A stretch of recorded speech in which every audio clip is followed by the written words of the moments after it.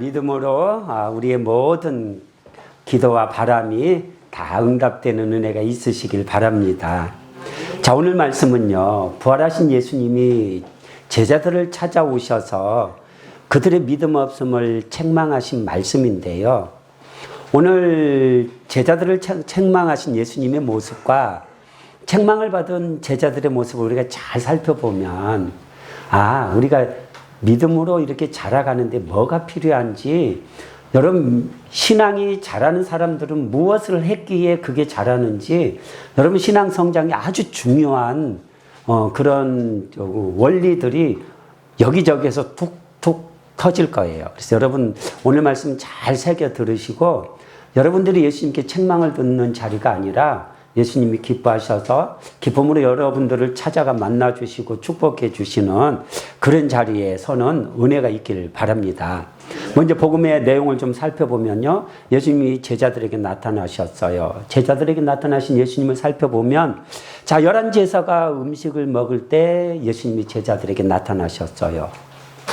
자, 이때가 언제인가? 예수님이 제자들에게 나타나실 때는 부활하신 당일날 제자들에게 한번 나타나셨고요. 그리고 일주일이 지난, 그러니까 첫째 주일에 제자들에게 한번 나타나셨고, 둘째 주일에 제자들에게 또 한번 나타나셨어요.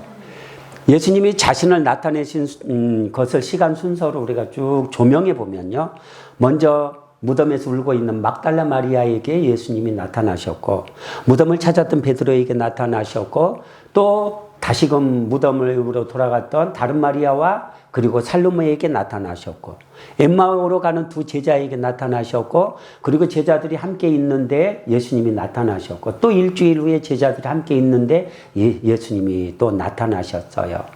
바울이 고린도전서 15장에 보면 예수께서 성경대로 죽으시고 사흘 만에 살아나서 게바에게 보이시고 12제자에게와 500여 형제에게 일시에 보이시고 야고보에게 모든 사도에게와 그리고 맨 마지막에 만삭되지 못하여 난자 같은 내게 보이셨느니라. 바울이 만삭되지 못하여 난자라는 의미가 아니라 교회를 잡멸하려고 했기 때문에 바울은 그냥 이름을 내세울 만한 자격이 전혀 없는 그런 사람과 같은 존재인데, 나에게 예수님이 나타나셨다, 그 은혜를 지금 고백하고 있는 거예요. 자, 그러면 본문의 제자들이 예수님에게 나타나신 것은 첫 번째 나타나신 걸까요? 두 번째 나타나신 걸까요?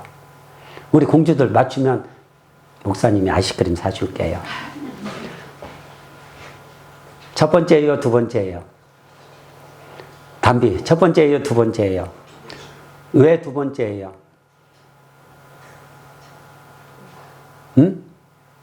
첫 번째는 도마가 없었죠. 그러니까 10제자죠. 여기는 몇 제자가? 11제자가 있을 때 두 번째 제자들에게 나타나신 거예요. 자, 보세요. 자, 그들이 믿음 없는 것과 완악한 것을 꾸짖으셨어요. 자, 믿음 없는 것을 꾸짖으셨어요. 여러분 보세요. 믿음 없는이라는 단어가 아피스티안이라는 단어예요. 부정함. 우리 믿음하면 피스티스잖아요. 피스토스 이렇게 또 사용되죠. 그래서 믿음이 없는, 아피스티안, 믿음이 없는. 그런데 이게 성경에서 어떤 의미로 주로 사용되느냐면 거부하고 배척한다는 거예요. 믿음이 없는 객관적인 사실보다도 믿음이 없어서 거절한다는 거죠. 고향 마을에 예수님이 가서 복음을 전하는데 저들이 배척하죠. 믿지 않음을 인하여 많은 능력을 행하지 아니하셨다, 이렇게 말씀해요. 믿지 않음을 인하여 거절한다는 거예요. 배척한다는 거예요. 자, 옳도다. 그들은 믿지 아니함으로 꺾이고 너는 믿음으로 섰느니라. 유대인들이 믿지 않음으로 배척했다는 거예요. 이 믿음 없다는 거, 이거 우리가 굉장히 심도 있게 살펴봐야 돼요. 믿음에 대해서 여러분 좀 주목을 해보면, 믿음은 각 사람의 영적인 상태인 거예요. 하나님을 대하는 영적인 상태예요. 내가 하나님 앞에 믿음이 있다는 것은 하나님 앞에 내 영이 건강하다는 거예요. 그런데 내가 하나님 앞에 지금 믿음이 없어요. 하나님 앞에서 내 영이 지금 병들어 있다는 거예요. 아담 안에서 타락한 인생은요, 영적으로, 인격적으로, 육체적으로 다 병들어 있어요. 그래서 하나님을 알아보지 못해요. 창조자를 몰라봐요. 구원하신 하나님을 몰라봐요. 예수님을 몰라봐요. 눈이 병들었어요. 마음이 병들었어요. 그래서 오히려 사단을 숭배해요. 거짓된 자들을 자신의 주인으로 섬겨요. 그러다 보니까 이 악인들이 악한 세상에 대하여 얼마나 호의적이에요? 우상에 대해서 호의적이에요. 병든 안목으로 살아가니까 자기와 똑같은 안목을 가지고 살아가는 사람들이 좋은 거예요. 오늘날 언론과 관영 매체를 보면요. 북한, 중국, 그리고 이란, 러시아 이런 악의 축이 되는 이런 나라들에 대해서 언론이 얼마나 호의적인지 몰라요. 독재자들과 반역자들에 대해서 언론이 호의적이에요. 그들이 잘 되기를 바라면서 언론이 계속 그렇게 보도해요. 영이 병들었기 때문에 자기들과 같은 안목으로 가지고 살아가는 사람들이 좋은 거죠. 믿음이 온전케 되었다는 것은 이 병든 마음이 고침받았다는 거예요. 병든 영이 고침받았다는 거예요. 그래서 예수님이 오셔서 가장 먼저 해주신 게 뭐냐면 이 병든 몸을 고쳐주셨어요. 모든 병을 고쳐주셨어요. 병든 마음을 고쳐주셨어요. 모든 약한 것을 고쳐주신 거예요. 병든 영을 고쳐주셨어요. 귀신을 쫓아내 주셨어요. 그러면서 바른 가르침을 주셔서 바른 안목을 가지고 살아갈 수 있도록 바른 가르침을 주셨어요. 너희가 내 말에 거하면 참으로 내 제자가 되고 진리를 알지니 진리가 너희를 자유케 하리라. 제자들이 예수님의 말씀으로 바른 안목을 가지고 진리의 사람이 되어서 저들이 나아가서 그 예수님의 말씀으로 많은 생명들을 인도했다고요. 자, 우리 성도들이 믿음이 없는 이 자리를 벗어나야 되는 거예요. 진리의 말씀으로 여러분들이 하나님의 사람으로 온전케 되어야 하는 거예요. 바울이 너희 발을 위하여 곧은 길을 만들어 저는 다리로 하여금 어그러지지 않고 고침을 받게 하라. 진리의 말씀으로 병든 너희 몸과 마음과 영혼을 고침받고 너희가 하나님 앞에서 올바르게 살아가라는 거예요. 왜 거짓을 옹호하고 왜 악인들과 짝하고 왜 하나님 앞에 진노받을 그 선택을 하며 살아가느냐는 거예요. 여러분 믿음을 가져야 돼요. 하나님 앞에. 하나님이 보시는 건 믿음이거든요. 믿음. 신앙생활할 때 세상의 윤리 도덕이나 자신의 은하 자신의 공로를 내세우면서 신앙생활 하던 사람들 다 실패했어요. 바리새인들이 보여주었어요. 그런데 믿음을 가지고 하나님 앞에 나아간 사람들이 다 성공했어요. 세리와 죄인들이. 그리고 모압 여인 루시 여리고성의 기생 라합이 믿음으로 다 천국을 침노했어요. 믿음이 없이는 하나님을 기쁘시게 못하는 거예요. 지금 제자들이 믿음이 없는 것을 인하여 책망받고 있는 거예요. 그리고 두 번째로 뭘요? 마음이 완악한 것을 책망하셨다고 말씀하고 있어요. 믿음이 없는 이유가 마음이 완악하기 때문에 진리의 그 말씀을 받아들이지 못해요. 그게 마음이 완악하기 때문이라는, 마음이 단단히 굳어져 있다는 거예요. 마음이 완악한 것을 이 단어가 굳은 스클레로스라는 단어와 카르디아 마음, 그래서 합쳐져서 스클레로 카르디아라는 단어에 마음이 굳었어요. 단단해요. 우리가 마음의 완악함을 이해하려면 예수님이 말씀하신 4가지 밭에 대한 비유를 우리가 살펴보면 이해할 수가 있어요. 씨 뿌리는 자가 나아가서 씨를 뿌리는데요. 뿌릴 새 덜어는 길가에 뿌려져요. 사람이 다녀서 단단하게 다져졌어요. 씨가 땅 속에 들어가지 못해요. 땅 위에 씨가 있어요. 새들이 쪼아먹어 버려요. 세상 가치로 단단하게 굳어진 사람의 마음을 말하는 거예요. 하나님의 말씀이 그의 심령에 들어가지 못해 퉁퉁 튕겨져 나가요. 사단이 말씀이 뿌려지는 순간 싹 뺏어 먹어버려요. 지식은 알 수 있겠죠. 들었으니까.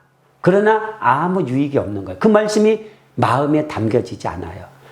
자, 돌밭이 있다고 있어요. 덜어는 흙이 얕은 돌밭에 떨어짐에 흙이 깊지 아니하므로 곧 싹이 나오나.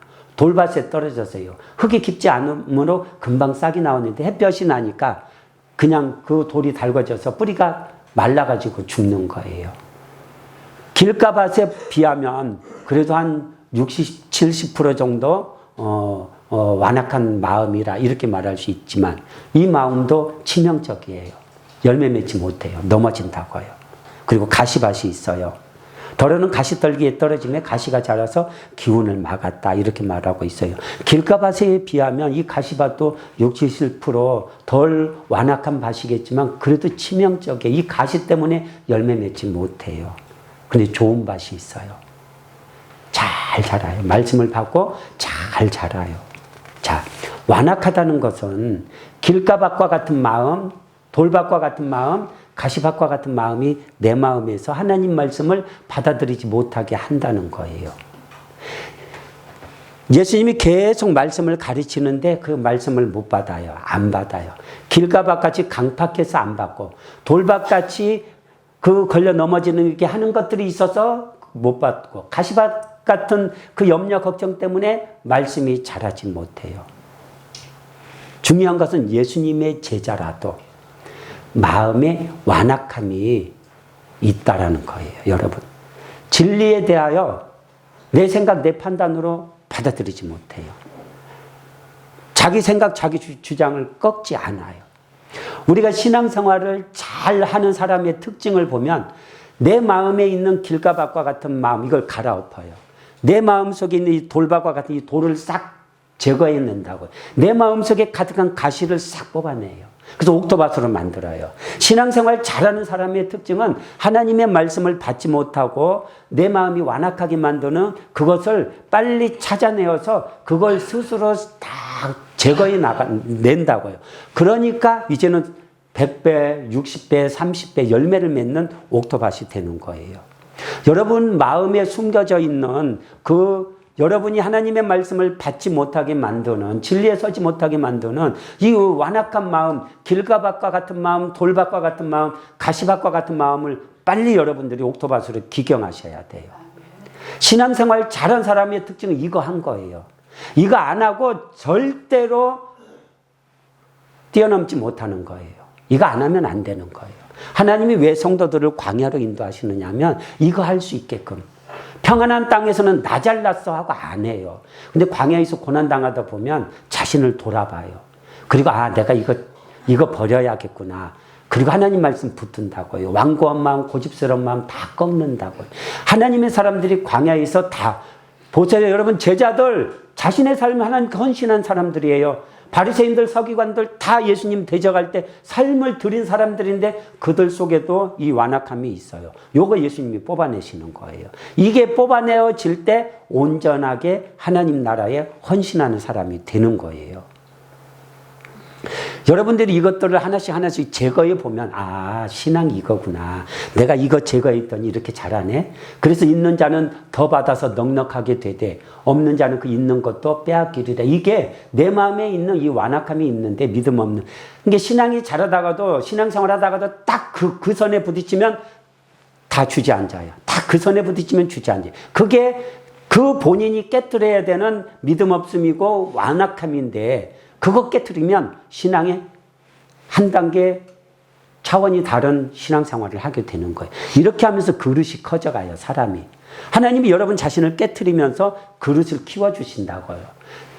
바라보는 안목도 키워주시고 깊이도 키워주시고 여러분 안에 여러분을 한계를 정하고 있는 그 완악함을 여러분 빨리 발견하고 그걸 깨트리는 사람이 지혜 있는 사람이고 복이 있는 사람인 거예요. 자, 보세요. 예수님이 11 제자가 식사하는 중에 찾아오셔서 저들의 믿음 없음과 완악함을 책망하셨는데 이유가 뭐예요? 예수님이 살아나셨다는 것을 본 사람들이 그 부활을 증거하는데 그들이 믿지 않았어요. 그래서 완악함을 책망하신 거예요. 보세요. 저들이 믿었다면 저들이 어떻게 했어요? 갈릴리로 가서 갈릴리에서 예수님을 만났을 거예요. 근데 저들이 안 믿어요. 그러니까 어떻게 예수님이 저들에게 찾아오셔서 저들의 완악함을 책망하시고 그리고 2번씩이나 찾아오셔서 책망하시고 그리고 나서야 저들이 믿고 갈릴리로 가서 갈릴리에서 예수님을 만난다고요. 여러분 보세요. 11절 보니까 그들은 예수께서 살아나셨다는 것과 마리아에게 보이셨다는 것을 듣고도 어떠했다고요? 믿지 아니하니라. 13절에 보세요. 엠마오로 갔던 2 제자가 와서 증거해요. 그 2 사람이 가서 남은 제자들에게 알렸으되 역시 믿지 아니하니라. 도마도 예수님이 첫 번째 찾아오셨죠? 그 자리에 없었어요. 내가 예수님을 눈으로 보고 손가락으로 그 옆구리에 내가 내 손을 넣어보지 않고서는 나 믿을 수 없다고. 예수님이 나타나셔서 도마야, 너 봐라. 앞으로도 믿음 없는 자가 되지 말고 믿는 자가 되라. 여러분이 제자들처럼 여러분이 하나님의 말씀의 가르침을 받지 못하고 여러분이 퉁퉁 튕기쳐 내버리고 버리고 그런 자리에 있다면 여러분의 완악함을 깨우쳐야 돼요. 어디에서 내가 걸려 넘어지는가, 어느 상황만 되면 내가 걸려 넘어지는지 여러분을 보셔야 돼요. 그걸 여러분들이 깨트릴 때 여러분 신앙이 한 단계 성장하는 거예요. 아무리 부르짖어봐야 소용없어요. 아무리 난리쳐봐야 소용없어요. 이런 거 하나씩 깨트릴 때 임재가 깊어지고 하나님과 관계가 깊어지면서 살아있는 신앙으로 가는 거예요.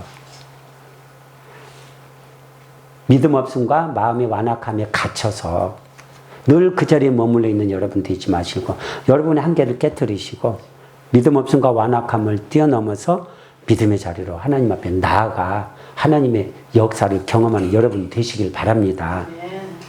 자, 그러면 제자들이 왜 믿음 없는 이 완악한 자리에 이르게 되었는가를 몇 가지 우리가 살펴볼 필요가 있어요.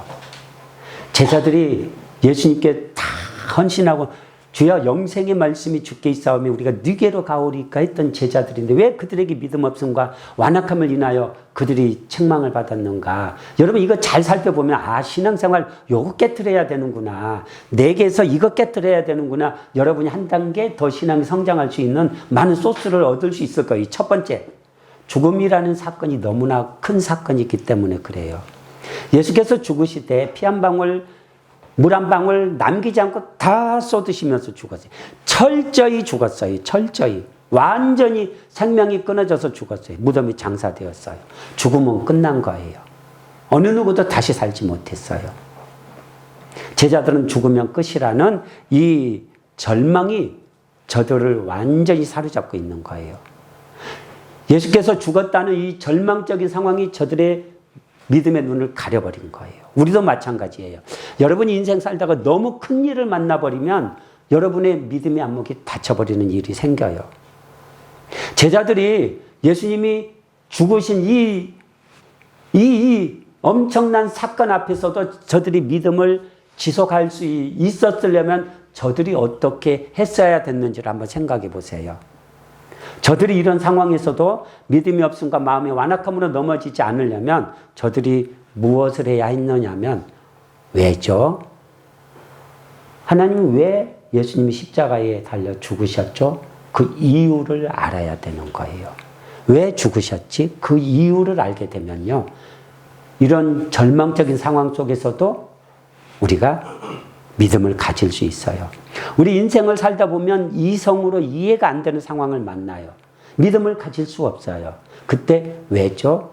물어보면 그 이유를 알게 되면 믿음을 가질 수 있어요. 죽음의 절망 같은 상황이 나를 짓누를 때 왜죠? 그 이유를 깨달으면 믿음 생활한다니까요. 욥이 10자녀 잃었어요. 끝난 거죠. 재산을 다 잃었어요. 소와 양과 낙이 다 잃었어요. 건강도 잃었어요. 끝난 거죠. 근데 욥이 믿음을 지속하거든요. 하나님 앞에 하나님 왜죠? 물어보는 거예요. 그 답을 찾을 때까지 하나님 앞에 가는 거예요. 하나님은 왜죠? 왜 저에게 왜죠? 왜죠? 욥은 그 답을 찾아요. 그 답을 찾아요. 욥을 하나님이 배나도 정금같이 다듬죠. 그럼 욥의 마음에 있는 믿음 없음과 완악함에 걸림도 될 만한 것들을 제거하죠. 그 안목이 깊어지고 더 넓어지죠. 예전에는 내가 죽게 대하여 눈으로 보았사 귀로만 들었사 사온데 이제는 눈으로 배움나이다. 여러분 예수님의 죽음이 너무 큰 사건이기에 거기에 탁 믿음의 안목이 눈이 닫혀버렸는데 그 한계 죽음의 끝이야. 그런데 왜 죽었지? 우리의 죄를 도말하려니까 죽음이 필요한 거예요. 그러면 그 자리에서 믿음을 지속할 수 있거든요. 인생 살면서요, 정말 말로 형용할 수 없는 어려운 일들을 만나는데 믿음으로 헤쳐나가는 사람들이 있어요. 물어보는 거예요. 하나님께 왜? 그리고 그곳에서 하나님이 이유를 알기 때문에 그래요. 요셉이 애굽의 종으로 팔렸어요. 그 이유를 알아. 왜 종으로 팔렸죠? 옥에 던져졌지. 이유를 알아. 왜 옥에 던져졌지? 그러니까 쏘는 거예요, 여러분. 제자들처럼 믿음이 없어 완악한 자리에 이르지 않으려면 여러분 이 죽음이라는 사건처럼 엄청난 큰 게 여러분을 짓누를 때 왜죠? 그 이유를 아시라는 거예요. 두 번째로는 부활이라는 사건이 이 이성과 저들의 이해, 상식을 뛰어넘는 사건이기 때문에 그래요. 지금까지 어떤 사람도 살아나지 못했어요. 아브라함도 지금 죽어서 무덤에 있어요. 다윗도 죽어서 무덤에 있어요. 그런데 예수께서 살아나셨다? 안 믿어지는 거예요. 안 믿어지는 거예요. 부활이라는 사건이 자기들의 이성과 그 상식 밖의 사건이니까 안 믿어지는 거예요. 우리는 이해와 상식과 이성과 논리를 뛰어넘는 믿음의 사람이 되어야 하는 거예요. 믿음은 이해와 상식과 논리를 뛰어넘을 때 그때 시작되는 거예요. 보세요. 우리가 예수님의 죽으심과 마찬가지로 예수님의 부활도 이렇게 예수님의 부활처럼 우리의 이성과 상식으로 이해가 안 되는 그런 상황을 우리가 만나게 될 때 여러분이 믿음이 없고 완악한 자라는 책망 듣지 않으려면 왜죠? 물어보면 돼요. 예수님이 왜 부활하셔야 되죠? 우리를 살리려고. 예수님이 왜 죽으셔요? 우리의 죄를 지고. 예수님이 왜 부활하셔요? 우리에게 새 생명 주려고. 우리가 이유를 알게 되면요, 어떤 자리에서든지 믿음의 반응을 하는데 이유를 모르니까 환경에 억압당하여 그리고 논리와 이성에 억압당하여 그냥 주저앉아 버리는 거예요. 우리에게도 이성으로 이해되지 않는 일들이 많이 일어나요. 근데 하나님의 사람들을 잘 봐요. 이성으로 이해되지 않는데 그들이 걸려 넘어지지 않아요. 이유를 물어보는 거예요. 그래서 믿을 수 없는 중에 믿고 바랄 수 없는 중에 바란다고요. 하나님이 아브라함에게 너 100세에 낳은 아들 이삭을 데리고 내가 네게 지시한 한 산에 가서 네게 번제 드려라. 아브라함이 왜요? 묻는 거죠. 왜죠? 생각하는 거예요. 그러면서 아브라함이 어떻게 해요? 이삭을 통해서 하나님이 한 민족으로 번성하게 하겠다고 했으니까 하나님이 번제 드리라고 하셨으니 나는 그냥 번제 드리면 하나님은 받으시고 이삭을 죽은 자 가운데서 다시 살려서 내게 주시겠지. 100세의 이삭을 나에게 줄 때도 내가 아들을 낳을 수 없는 상황에서 나에게 주셨는데 드리라니까 나는 드릴 건데 그러면 하나님의 약속이 남아있기 때문에 살려주겠지. 부활을 바라보면서 아브라함은 드렸어요. 아브라함은 그곳에서 예수님의 부활을 본 거예요. 그래서 믿음의 조상이 된 거예요. 왜죠? 그 왜라는 이유를 알면 여러분 이성과 상식 밖의 사건이라도 그 속에서 믿음을 지속할 수 있는 거예요. 대부분의 사람들이 논리와 이성에 갇혀가지고 그냥 한 발자국도 못 나가는데 믿음의 사람들은 그 논리와 이성을 뛰어넘고 믿음으로 가는 거예요. 하나님 앞에 그 이유를 알기 때문에. 그리고 세 번째로 저들이 믿을 수 없었던 이유가 부활하신 예수님이 다른 모습으로 저들에게 나타나셨기 때문에 그래요. 예수님이 부활하신 후 제자들에게 나타났는데 다른 모습으로 나타났어요. 막달라 마리아에게는 동산지기처럼 나타났어요. 마리아가 몰라봤어요. 예수께서 마리아야. 예전에 나를 부르셨던 예수님의 음성이거든요. 주여. 엠마오로 가는 두 제자들에게 또 예수님이 나타날 때 다른 모습으로 나타났어요. 제자들이 함께 동행하면서 몰라봤어요. 어두워져서 방에 들어가서 음식 먹기 위해서 예수님이 축복 기도해 주시고 떠나가셨어요. 그제서 알아본 거예요. 예수님이 다른 모습으로 나타나셨어요. 함께 모여있는 제자들에게 나타나셨을 때도 제자들이 몰라봤어요. 너에게 평강이 있을지어도 예수님의 말씀을 듣고 알아본 거예요. 주시라는 것을. 예수께서 생전의 모습과 다른 모습으로 나타났어요. 왜요? 생전의 모습은 육의 몸이고 부활하신 몸은 신령한 몸이기 때문에 다른 몸인 거예요. 우리가 천국에 가면 그럴 거예요. 우리 몸과 달라요. 신령한 몸으로 늙지 않고 썩지 않고 죽지 않고 영원히 사는 몸으로 우리가 다시 산다고요. 우리가 주목해야 될 게 뭐냐면 하나님이 우리에게 우리가 원하는 방식으로 나타나시지 않고 다른 방식으로 우리에게 나타나실 때가 있다는 거예요. 그때 어떻게 할 거냐는 거예요. 내가 원하는 방식으로 믿으려고 하면 안 돼요. 하나님이 원하는 방식으로 믿어야 돼요. 내 방식의 말씀을 더 씌우려고 하지 말고 하나님 말씀으로 내 생각과 방식을 바꿔가라는 거예요. 우리가 기도하고 받을 때도요. 내가 원하는 방식으로 받으려고 하면 안 돼요. 하나님이 주시는 방식으로 받아야 돼요. 내가 원하는 대로 받으려고 하면 하나님은 주셨는데 내가 원하는 게 아니라고 내가 지나쳐 버릴 수 있어요. 하나님이 원하는 대로 받을 수 있을 때 그때 하나님이 이렇게 주셨네. 하나님이 주신 것을 내가 다 받을 수 있는 거예요. 기도는 내가 하지만 응답은 하나님이 하셔요. 나는 A라는 방식으로 주시라고 기도했는데 하나님은 B라는 방식으로 주셔요. 나는 A를 구하였기 때문에 B는 아니라고 버릴 수 있어요. 근데 하나님은 A보다는 B가 나에게 유익이 되니까 A가 아니라 B로 주셨어요. 지나고 보면 하나님이 주신 B가 내가 구한 A보다 더 좋은 것이었다는 것을 깨닫게 되는 거예요. 쉽게 이야기하면 주한이, 승환이, 범준이가 예쁜 여자 주세요 기도했는데 하나님은 그게 A라는 기도죠. 신앙생활 잘하는 B라는 여자를 주셨어요. 살다 보면 예쁜 여자보다 B라는 여자가, 하나님이 주신 여자가 여러분의 삶에 더 행복을 주고 아름다운 거예요. 왜 이런 일이 일어나느냐? 하나님은 유익을 위해서 우리에게 응답하시기 때문에. 우리는 육적으로 구하나 하나님은 영적으로 우리에게 주시기 때문에 그래요. 그래서 구하는 대로 받으려고 하지 말고 하나님이 주신 대로 받으라는 거예요. 나는 A를 구했는데 하나님은 그거보다 더 좋은 B를 주었는데 내 눈에는 B보다 A가 좋아. 나는 다른 건 다 몰라도 예쁘기만 하면 돼. 그렇지, 승환아? 그게 아니고 하나님이 판단해서 B를 줬는데 살아보셔요. 살아보면 야, 이 B가 A보다 좋구나. 그거 알게 된다고. 보세요. 부활하신 예수님이 다른 모양으로 나타났어요. 자, 죽으심 앞에서 또 부활이라는 사건 앞에서 또 다른 모습으로 나타나신 예수님 앞에서 저들의 믿음이 자라지 못하고 있는데 자, 그러면 여러분 우리가 칭찬 듣는 믿음의 사람으로 자라려면 어떻게 해야겠어요? 그러면 답이 나오죠. 첫째로 이성과 상식을 뛰어넘는 믿음의 사람 되라는 거예요. 이성과 상식에 갇혀있는 사람은요. 그 이성과 상식으로 이해가 안 되면 절대 받아들이지 못해요. 아무리 보세요. 제자들이라도 이성과 상식에 갇혀버리니까 죽으면 끝이라는 죽은 사람이 어떻게 다시 살아나 여기에 갇혀버리니까 저들이 믿음이 없고 완악한 자리에 가잖아요.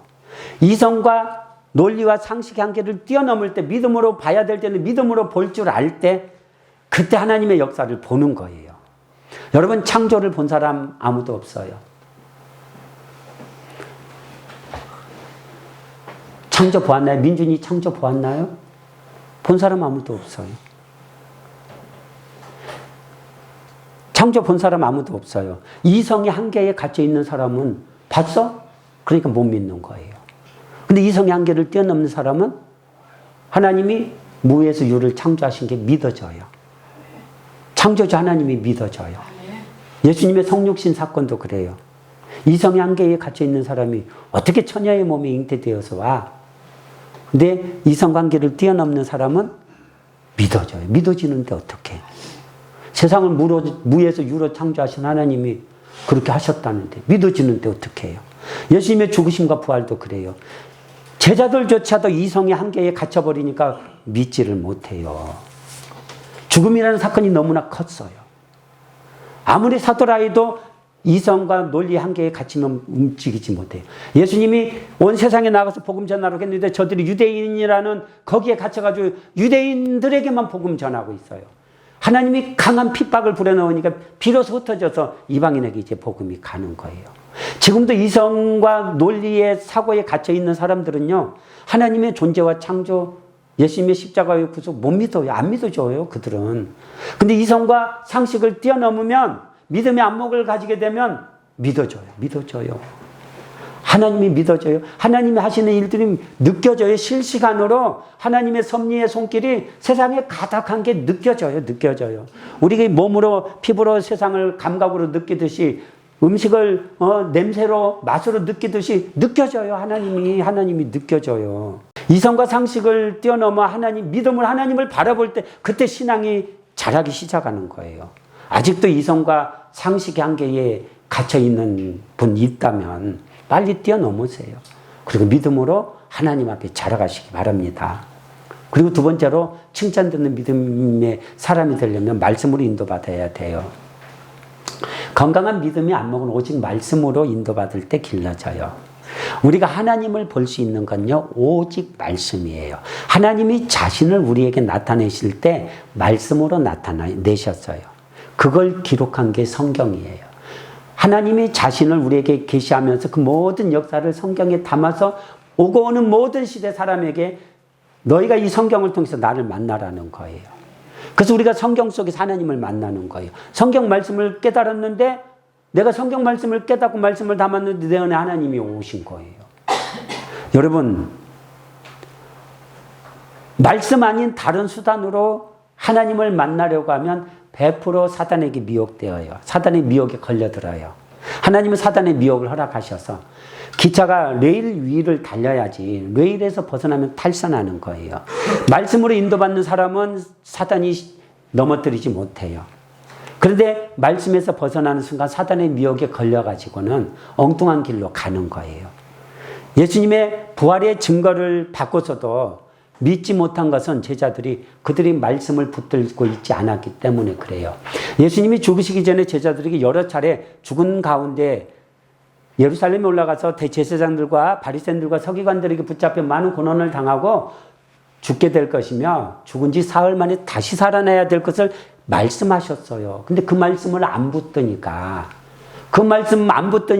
부활했다는 증거를 받고도 못 믿는 거예요. 여러분, 말씀으로 인도받아야 되는 거예요. 아무리 제자로도 소용없는 거예요. 말씀으로 인도받지 않으면 믿음 없고 완악함에 걸려 넘어지는 거예요. 그래서 여러분들이 말씀으로 인도받아야 되는데 말씀으로 인도받을 때 어떤 말씀이요? 이성의 안목으로 증거되는 사람의 계명으로 윤리 도덕으로 인본주의로 증거되는 그런 말씀 받아봐야 천국 문 열지 못해요. 믿음의 안목으로 증거되는 예수님의 안목으로 증거되는 말씀을 받아야 그 말씀으로 천국의 문이 열리는 거예요. 말씀으로 인도받으세요. 그리고 성령으로 인도받으시라는 거예요. 성령으로 인도받을 때 말씀이 바르게 깨우쳐지는 거예요. 예수님이 보이사 성령을 우리에게 약속하시면서 그가 오시면 너희에게 모든 것을 가르치시고 내가 너희에게 이런 말을 생각나게 하리라. 그가 자의로 말하지 않고 내게 들은 것을 말할 것이라고. 내가 너희에게 가르친 모든 것들을 성령이 깨닫게 하시고 가르쳐 주시고 그 말씀으로 너희를 인도할 거라는 거예요. 예수님 자신도 아버지께서 이런 말씀대로 오셔서 말씀대로 행하셨어요. 내가 너희에게 이런 말은 스스로 하는 것이 아니라 아버지께서 내 안에 계셔서 그의 일을 하시는 것이라. 아버지와 아들과 성령이 이 하나님의 말씀으로 움직여요. 성부도 성자도 성령도 하나님의 말씀으로. 이 말씀이 성경 66권에 딱 정리되어서 우리에게 주어져서 우리가 이 말씀을 들을 때 성부, 성자, 성령 하나님을 만나는 거예요. 성령으로 인도받을 때 이 말씀을 바르게 깨닫는 것이고 성령으로 증거되지 않고 사람의 지혜로 논리로 이성으로 증거되는 말씀을 듣는 순간 사단의 미혹에 걸려드는 거예요. 논리로 이성으로 사람의 안목으로 사람의 계명으로 증거되는 장로의 전통을 듣고 유대인들이 예수님을 배척하고 버림당했잖아요. 성령으로 증거되는 말씀 들어야 돼요.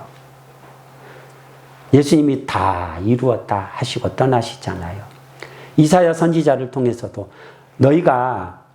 하나님이 너희에게 환난의 떡과 고생의 물을 주시나 내 스승은 다시 섬기지 아니하리니 내 눈이 내 스승을 볼 것이고 너희가 오른쪽으로 치우치든지 왼쪽으로 치우치든지 내 뒤에서 말소리가 나기를 내 귀에 들려 이르기를 이것이 바른 길이니 너희는 이 길으로 가라. 이게 무슨 말씀이에요? 성령께서 하나님의 말씀으로 너희 길을 지도하신다는 거예요. 성령의 증거로 선포되는 말씀을 받아야 내가 믿음의 자리에 가는 거예요. 사람의 머리로 사람의 지혜로 사람의 안목으로 해석해낸 말씀을 받으면 내가 세상으로 가게 되어 있어요. 100% 세상으로 달려가요. 영적인 건 영적인 것으로 분별하는 거예요. 성령의 감동으로 성경 보지 않고 사람의 안목으로 보면요, 세속화되고 기복화되고 축복하면서 세상으로 달려가요. 시간의 흐름 속에서 다 세상에 동화돼 버려요. 근데 성령의 안목으로 가면 십자가를 지고 믿음의 길을 가고, 다른 사람들을 다 넓은 길로 갈지라도 혼자라도 좁은 문으로 들어가서 좁은 길 간다고요. 내가 아직도 믿음이 없고 완악한 자리에 있다면 여러분 이 세 가지 살펴봐야 돼요. 이성과 상식 안에 갇혀 있는가, 내가 말씀 버리고 다른 가치로 움직이는가, 성령이 아닌 사람의 지혜로 내가 신앙생활하는가 살펴보셔야 돼요. 여러분이 이 세 가지만 잘하면 여러분 신앙은 계속 독수리 날개치며 올라갈 거예요. 자, 교훈의 말씀을 정리해 볼게요. 첫째로 참믿음 가지시라는 거예요. 이성과 상식을 뛰어넘는 참믿음 가져야 돼요. 말씀과 성령으로 인도받는 참믿음 가져야 돼요. 참믿음은 내 안에 하나님의 말씀을 담게 될 때 시작해요. 그러므로 믿음은 들음에서 나고 들음은 그리스도의 말씀으로 말미암느니라. 그리스도의 말씀이 어떤 말씀이야? 예수님이 증거해 주신 말씀, 성령께서 깨닫게 해주시고 성령께서 가르쳐 주신 말씀. 무조건 말씀만 들으면 신앙 잘하는 게 아니고, 말씀 들었는데 세상으로 달려간 사람 무수히 많아요. 그래서 큐티도 법 있게 해야 되는 거예요. 성령으로 인도받으면서 큐티해야지. 세상 지혜로 큐티하면 큐티할수록 세상적인 사람이 돼버리는 거예요. 참믿음으로 하나님의 생명을 취해야 하는 거예요. 여러분, 참믿음은 모든 것을 이루게 해요. 참된 믿음으로 구원도 받고요, 참된 믿음으로 병고침도 받고, 참된 믿음으로 마음의 질병도 고침을 받아요. 참된 믿음으로 모든 게 이해가 되는 거예요. 이방인의 백부장이, 또 야이로가 그 참된 믿음으로 죽었던 딸이 살아났어요. 여리고 성의 기생나옥도 참된 믿음으로 자기와 가족을 구원했어요. 수로보니게 족속의 여인도 참된 믿음으로 흉악히 귀신 들린 자기 딸을 고침받았다고요. 참된 믿음 가지셔야 돼요. 참된 믿음으로 하나님의 자녀가 돼요. 믿는 자고 그 이름 예수님을 영접하는 자에게 하나님의 자녀가 되는 권세를 주셨다고 했어요. 참된 믿음으로 부활 생명의 역사를 내 걸로 가져요. 나는 부활이요 생명이니 나를 믿는 자는 죽어도 살겠고 무릇 살아서 나를 믿는 자는 영원히 죽지 아니하리니, 내가 이것을 믿느냐? 나사로야 나오너라 하시잖아요. 하나님은 참된 믿음의 사람을 만나 주셔요. 예수님께서 부활하신 다음에 가장 먼저 누구를 만나 주셨어요? 베드로예요? 요한이에요? 아니요. 막달라 마리아. 7 귀신 들렸던 여인. 예수님이 그녀를 고쳐주었어요. 너무 고마워서 그녀의 삶을 예수님께 헌신했어요. 예수님을 얼마나 사랑한지를 아셔요. 예수님에게 향유값을 부어드려요. 예수님의 장사를 예비해. 예수님이 그녀를 가장 먼저 만나 주었어요. 베드로가 낙심해 있는데 찾아오셨어요. 시몬아, 네가 나를 사랑하느냐? 네, 사랑합니다. 내 양을 치라. 베드로가 예수님 얼마나 사랑하는지 알아요. 예수님은, 우리가 예수님을 얼마나 사랑하는지 알아요. 나를 사랑하는 자들이 나의 사랑을 입으며 나를 간절히 찾는 자가 나를 만날 것이라고 했어요. 여러분, 참된 믿음 가지셔야 해요. 참된 믿음 가지시길 바래요. 그 참된 믿음으로 모든 걸 하시라는 거예요. 참된 믿음으로 문제 해결 받으세요. 사업의 문제도 해결 받으시고, 자녀의 문제, 남편의 문제, 아내의 문제 다 해결 받으세요. 믿음으로 한번 하나님이 역사하시는 하나님의 역사를 한번 여러분도 경험해 보시라는 거예요. 인생 살면서 참된 믿음으로 하나님 살아계심을 경험해 보시라는 거예요. 그리고 두 번째로는 마음의 완악함을 고침받자는 거예요. 예수님의 제자들이 믿지 않는 것, 그 마음의 완악함 때문에 그래요. 엠마오로 가는 두 제자에게도 예수님이 이렇게 말씀하셨어요.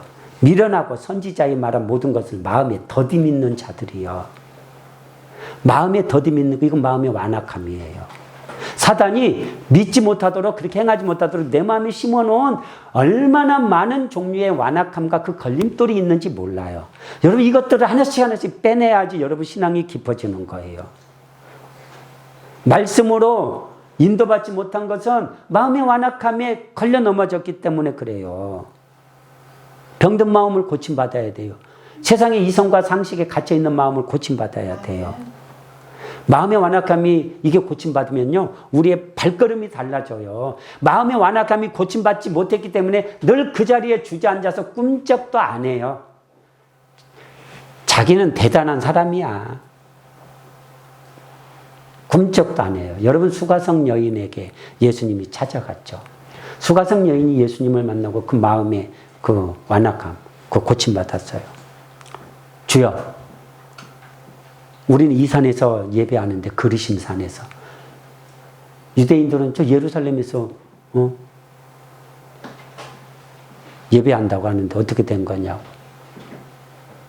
앞으로 하나님 앞에 예배할 때 영과 진리로 예배할 때가 온다고 말씀하셨어요.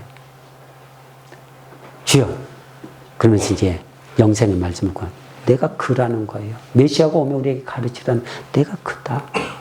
그 여인의 마음에 완악함이 빼어졌어요. 즉시로 마을로 달려가서 전도하잖아요. 여러분, 마음의 완악함 고침받아야 돼요. 예수님이 내 마음의 완악함 고쳐주려고 찾아오셨는데 말씀 가지고 아주 그냥 철벽을 치죠. 절대 이거 못 빼요. 절대.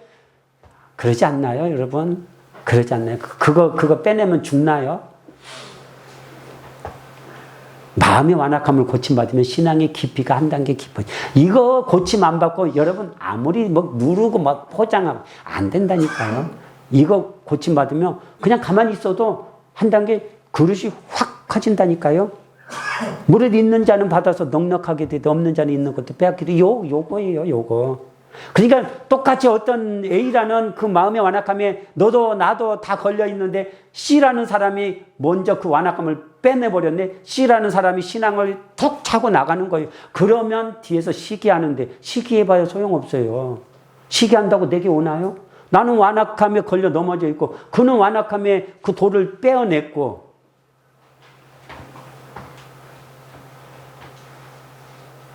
이 완악함의 이 돌을 이걸 예수님이 책망하신 이유가 이거 빼내지 않으면요 계속 하나님을 거역하다가 심판으로 내려갈 수 있기 때문에 그래요. 유대인들이 계속 거역하잖아요. 거역하다가 나중에는 어떻게 해?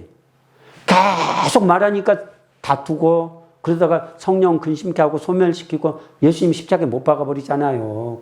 그리 간다고. 마음의 완악함을 빼어내지 않으니까 가룟 유다가 예수님 은 30에 팔아버리고 떠나가잖아요. 과거에 유대인들이 바벨론에 멸망당할 때도 그랬어요. 이사야가 그들이 어린 아이들은 그들의 목전에서 메어침을 당하겠고 그들의 집은 노략을 당하겠고 그들의 아내는 욕을 당하리라.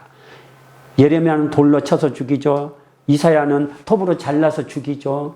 그렇게 말씀 안 들어요. 완악해서 심판으로 내려간다고요. 제자들을 예수님이 책망하신 이유가 아무리 제자라도 그 마음의 완악함 그거 빼내지 않으면 그거 걸려 넘어져서 제자들도 심판의 자리로 갈 수 있더라는 거예요. 그래서 예수님이 제자들을 내보내면서 너희의 말을 받지 않고 너희를 영접하지 않거든 너희가 그 성에서 나와서 너희 발에 먼지를 털어버리라고 하잖아요. 사도행전 18장 6절에 보면 예수께서 바울이 고린도에 가서 복음을 전하는데 먼저 유대인에게 전하니까 유대인들이 강하게 저항해요. 바울을 비방해요. 그들이 대적하여 비방하거든 바울이 옷을 털면서 이르기를 너희 피가 너희 머리로 돌아갈지 것이요 나는 깨끗하니라. 이후에는 이방인에게로 가리라. 여러분 마음의 그 완악함이 그거 빼내야 돼요. 그거 안 빼내면 그것 때문에 그게 끊임없이 걸림돌 되고요. 그거 빼내라고 끊임없이 말씀 전해주는 하나님의 사람을 마침내 여러분이 대적한다고요. 왜 내가 듣기 싫은 소리 하냐고.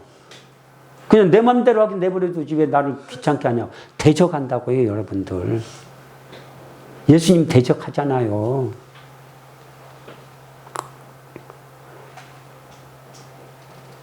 예수님이 이런 말씀을 했어요. 나를 저버리고 내 말을 받지 아니하는 자를 심판할 이가 있으니 곧 내가 한 그 말이 마지막 날에 그를 심판하리라. 마음의 완악함 고침받으셔야 돼요. 그때부터 신앙이 날개를 달고 자라가는 거예요. 사람 보기에 신앙 좋아서 무슨 소용이 있어요. 실제로 내가 만족하는 내 안에서 하나님이 함께 하셔서 정말 하나님이 인정하시는 신앙이 좋아야죠. 많은 사람이 칭찬하면 뭐예요? 예수님이 모든 사람이 너희를 칭찬하면 너희 화가 있다고 했어요. 너희 거짓 선지자들에게 그렇게 했다는 거예요. 그리고 마지막으로는 구원의 문이 열려 있을 때 들어가서 그 생명을 취하라는 거예요. 인생에 있어서 가장 큰 성공은 하나님이 구원의 문을 열어주었을 때 그 문으로 들어가서 자기 영혼을 구원받고 구원의 문을 그냥 여는 거예요. 인생에 있어서 최고의 실패는 예수 만나지 못하고 멸망으로 내려가는 거예요. 누가복음 16장에 부자와 나사로의 비유로 예수님이 말씀했어요. 한 부자가 있어 자색 옷과 고운 베옷을 입고 날마다 호화롭게 연락했다고 말하고 있어요. 그런데 나사로라 이름하는 한 거지가 헌데투성이로 그 대문 앞에 버려진 채 부자의 상에서 떨어지는 것으로 배불리를 하나 심지어 개들이 와서 그 헌데를 핥더라. 세상적인 안목으로 보면 부자는 성공한 사람이에요. 왕들이나 귀족들이 입는 그런 자색 옷을 입고 고운 베옷을 입고 세상을 다 누리며 살았어요.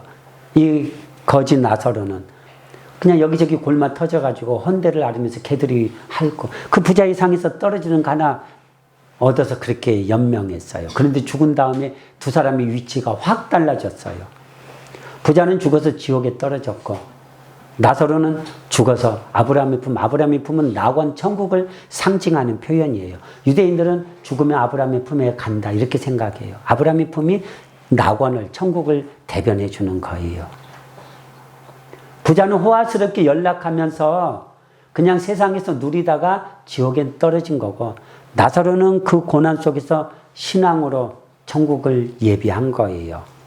나사로가 불 가운데에서 그 부자가 그 지옥 불 가운데서 고통하면서 나사로를 보고 아브라함이 나사로의 손끝에 물 한 방울 찍어서 내게 좀 대달라고. 얘야 너와 우리 사이에 큰 구렁텅이가 있어서 우리가 가지도 못하고 너희도 오지 못해. 그러면 나사로를 내 형제에게 보내서 내 형제들은 이곳에 오지 않도록 모세와 선지자가 있으니 그들에게 들을지니라. 모세와 선지자가 누구예요? 오늘 이렇게 여러분에게 말씀 선포해 주는 목회자, 전도자. 그들에게 들으라는 거예요. 하나님은 지금 제 입에서 선포되는 이 말씀이 여러분의 귀에 들려질 때 여러분을 하나님이 보고 계셔요. 나중에 여러분들이 핑계하지 못한다고요. 나 몰라서요? 모르기는요. 분명히 핑계할 수 없도록 분명히 정확하게 집어서 가르쳐주고 또 가르쳐줬잖아요. 하나님의 판단이 나타나기 전에 내가 믿음으로 반응하는 게 그게 지혜인 거예요. 하나님의 판단이 나타나 버리잖아요. 그러면 그 다음부터는 하나님이 받지 않아. 10처녀의 비유에 5처녀는 들어갔어요. 문 딱 닫아버리고 나중에 5처녀가 뒤따라오는데 안 열어주잖아요. 내가 충분히 증거를 줬는데 너희가 거절했잖아. 유대인들이 충분히 증거를 줬는데 거절하고 예루살렘아 선지자들을 죽이고 내게 파송된 자들을 돌로 치는 자여. 암탉이 그 새끼를 날개 아래 모으리함같이 내가 네 자녀를 모으리함이 몇 번이더냐. 그러나 너희가 원치 아니하였도다. 하나님이 참아요 기다려요 하다가 끝까지 안 돌아서면 너 그래 알았다. 하나님이 판단해 버리신다고요. 그러면 더 이상 그는 이제는 죽었다 깨어나도 구원의 문 못 열어요. 하나님이 닫아버리면 못 여는 거예요. 하나님이 열어놓으셨을 때 들어가서 침노하시라는 거예요. 들어가서 믿고 알겠습니다. 하나님 감사합니다. 넙죽 받으면 되는데 그게 그렇게 어려워요? 그게 그렇게 어려워요? 하나님 참 이 영혼을 좀 불쌍히 좀 여겨주세요. 나한테 좀 믿음을 좀 주세요. 여러분 그게 그렇게 어려워요? 어려워요?